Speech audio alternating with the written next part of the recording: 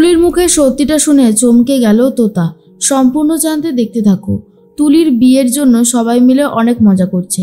তুলির গায়ে হলুদের অনুষ্ঠান শুরু হয়ে গেছে। আর তারপরেই তোতা এসে আসমানকে হলুদ লাগিয়ে দেয়। আসমান তখন বলে, বা বা, এখানে আমাকেই তো ভূত করে দিলে। আর তার মধ্যেই আসমানের বাবা, মা, কোজাগরি সবাই মিলে বসে যখন গল্প করছিল, তোতা তখন গিয়ে বলে, এরকমভাবে বসে বসে গল্প করলে হবে? এবার তো তোমাদের পালা, দাঁড়াও না, তোমাদেরকে এমন হলুদ মাখাবো যে পুরো ভূত হয়ে যাবে। আর এটা নিয়ে বিধানবাবু বল, না না মা, আমাকে বেশি মাখাস না, আরে আর কত মাখবো বলতো। তোতা বলে, তাতে কি হয়েছে, হলুদ না মাখলে হবে নাকি, আজকে হলুদের দিন না? এই বলেই মাখিয়ে দেয় সবাইকে। আসমান বলে, মা তুমি আমাকে বলো না যে আমার একটুতেই ঠান্ডা লেগে যায়, আরে দেখো আমাকে কতটা হলুদ মাখিয়েছে, এখন গিয়ে স্নান করতে বসলে আবারও ঠান্ডা লেগে যাবে। আসমানের মা তখন বলে, আমাকে বলে কোনো লাভ নেই, এই দেখ তোর বউ আমাকেও মাখিয়ে দিয়েছে, এখন তো আমাকেও যেতে হবে তাই না?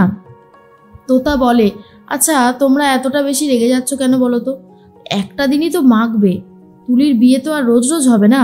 এরপর নাচানাচি চলতে থাকে, সবাই অনেক খুশি হয়ে যায়। কিছুক্ষণ পরেই তুলিকে সাজাতে বসে পড়েছে মেকআপ আর্টিস্ট, আর বলে, এ তুলি ভালো করে সাজিয়ে দি দেখি, আয় আয় আয়, বলেই সাজাতে শুরু করে। তোতা বলে, আমাদের সেই তুলি, হ্যাঁ, বিয়ের পরে যখন আমি এই বাড়িতে আসি তখন তো তুলি আমার সবথেকে বেস্ট ফ্রেন্ড ছিল, আর সেই তুলিকে এখন বিদায় দিতে হবে, আমার ভাবতেই কেমন যেন লাগছে। আর কয়েকটা দিন পরে বিয়ে করলে হতো না?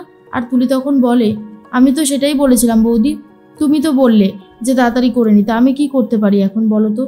এর মধ্যেই কোজাগরি বসে বসে ভাবতে থাকে, আস্তে আস্তে সব কিছুই কেমন যেন বদলে যাচ্ছে। আর কদিন পর তোতাও চলে যাবে বিদেশে, কি নিয়ে যে আমি থাকবো কে জানে। নিজের একটা ইনসিকিউরিটির কথা ভাবতেই থাকে। তার মধ্যেই তুলিকে সাজানো হয়ে গেছে। তার মধ্যে তোতা বলে, এই যে তুলি দেখি দেখি কেমন লাগছে, আরে বাহ, তোমাকে তো দেখতে খুব সুন্দর লাগছে। তখন তুলি বলে, বৌদি আমার না মনের ভেতরটা কেমন যেন কু গাইছে, আমার মনে হচ্ছে আমি বোধহয় এই বিয়েটা করে একদম ঠিক কাজ করছি না, আমি ভালো থাকবো তো বৌদি?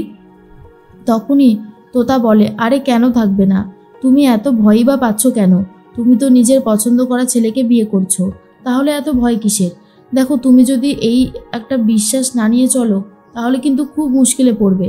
তুমি তো সম্রাটকে এতদিন ধরে চিনেছো দেখেছো, তাহলে এত ভয় লাগছে কেন? তুলি বলে, জানি না, তবে সত্যি মনের ভেতরে না কেমন যেন একটা হচ্ছে, মনে হচ্ছে আমি এই বিয়েটাতে হ্যাঁ বলে একদম ঠিক কাজ করিনি। তোতা তো শুনেই চমকে যায় আর বলে, সে কি, এইরকম মনে হচ্ছে? তার মধ্যেই তুলি বলে, হ্যাঁ আসলে সম্রাটের বাবা মা তো আমাকে মেনে নিল না, আর আমি একবারও ওনাদের সামনে যাইও নি, তাই মনের ভেতরে না কেমন যেন একটা ঝড় উঠেছে।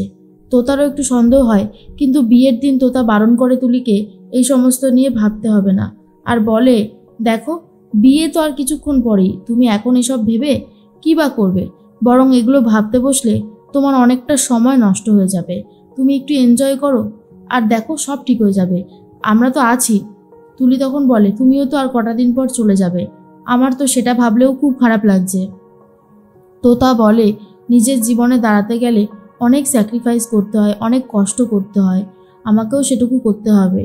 আর বিদেশ থেকে ভিডিও কলে কথা বলবো তোমার দাদার সাথে, আর এখন তো ভিডিও কল হয়ে গিয়ে অনেক সুবিধা হয়ে গেছে, তুমিও কথা বলবে, দেখবে অনেকটা মন শান্তি পাবে। আগে তো অনেক দিন দেখা হতো না বলে মনটা কেমন লাগতো, এখন তো সব কিছুই বদলে গেছে সময়ের সাথে সাথে। তুলি বলে, সে অবশ্য ঠিকই, তবুও মাকে ছেড়ে যেতে কষ্ট তো হবেই, মাকে তো একবারও চোখের জল ফেলতে দেখছি না, আমারই শুধু চোখ থেকে জল পড়ছে। তোতা বলে, কে বলেছে তোমার মা কাঁদছে না? মায়েরা সবার সামনে কাঁদতে পারে না, মা বাবা সবাই কাঁদবে কিন্তু আড়ালে আবডালে, কারণ ওরা যদি তোমার সামনে কাঁদে তুমি যে আরও বেশি করে ভেঙে পড়বে, তাই এই সময় তোমাকে শক্ত রাখার জন্যই ওরা তোমার সামনে চোখের জল ফেলবে না।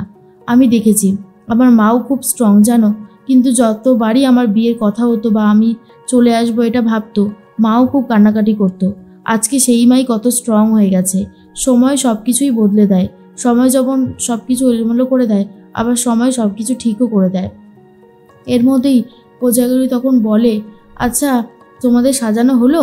এরপরেই তুলি বলে, এই তো আন্টি হয়ে গেছে, একদম সুন্দর করে সাজানো হয়ে গেছে, দেখো কেমন লাগছে আমাকে। কোজাগরি বলে, খুব ভালো লাগছে। এর মধ্যেই চলে এসেছে আসমানের মা আর বলে, দেখি আমার মেয়েটাকে কেমন লাগছে। আরে তুলি, তোর দিক থেকে তো চোখই সরানো যাচ্ছে না রে। আমি তো তোকে প্রথমে চিনতেই পারিনি, আজকে তোকে খুব সুন্দর লাগছে। এরপরেই তুলি বলে, মা জানো তো আমার না খুব মনটা কেমন করছে, তোমাকে ছেড়ে যেতে হবে।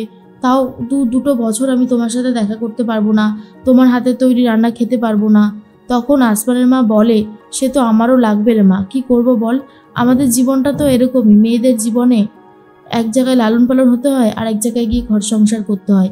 এটাই তো সব মেয়েদের জীবন, আর এই জীবনে তো একটু কষ্ট হবেই মানিয়ে নিতে। তুই চিন্তা করিস না, আমরা তো সবাই তোর সাথে আছি, আমি আছি, আসমান আছে, বৌমা আছে, তুই কেন ভাবছিস এত, আমরা সবাই তোর পাশে থাকবো। তোতা বলে, এটাই তো আমি অনেকক্ষণ ধরে এটাই বুঝিয়ে আসছি মা তুলিকে, তুলি বুঝতেই চাইছে না, কিন্তু ওর মনের ভেতরটাই বা এত সন্দেহ হচ্ছে কেন? কই, আসমানকে বিয়ে করার সময় তো আমার এতটা মনের মধ্যে হয়নি। একটা মানুষকে কেউ যখন ভালোবাসে তাকে তো আগে বিশ্বাস করতে হবে। সেই বিশ্বাসটা কি তুলির কোনোভাবে ভেঙে গেছে? তাহলে এমন কেন বলবে? হ্যাঁ, মাকে ছেড়ে যেতে কষ্ট হবে ঠিকই, কিন্তু বারবার বলছে এই বিয়েটা করে ঠিক করছে কিনা, এটাই লাইনটা আমি বুঝতে পারছি না। এর মধ্যেই কোজাগরীকে খুব সুন্দর করে সাজাতে শুরু করে দিয়েছে তোতা, আর বলে, মা দেখো তো তোমাকে কেমন লাগছে। কোজাগরী তখন বলে, ভালো তো লাগছে, আরে আর সাজাতে হবে না রে, এখন তো বয়স হয়েছে। তোতা বলে, তাতে কি হয়েছে, তুমি এখনো আমার কাছে সেই ইয়ং মাই আছো, বুঝেছো? জানো তো মা, তোমাকে দেখি আর ভাবি তুমি ঠিক কতটা স্ট্রং, কারণ বড়দাকে তুমি মানুষ করতে গিয়ে সব থেকে বেশি স্যাক্রিফাইস করেছো, আর আজ সেই বড়দাই তোমাকে এইভাবে শাস্তি দিল। কষ্ট তো হবেই মা, তুমি যতই লোকাও না কেন, আমার চোখ কিন্তু সরাতে পারবে না। তখনই কোজাগরী বলে, বলছিলাম এসব কথা থাক, আজকের দিনে এইসব কথা আর বলতে হবে না।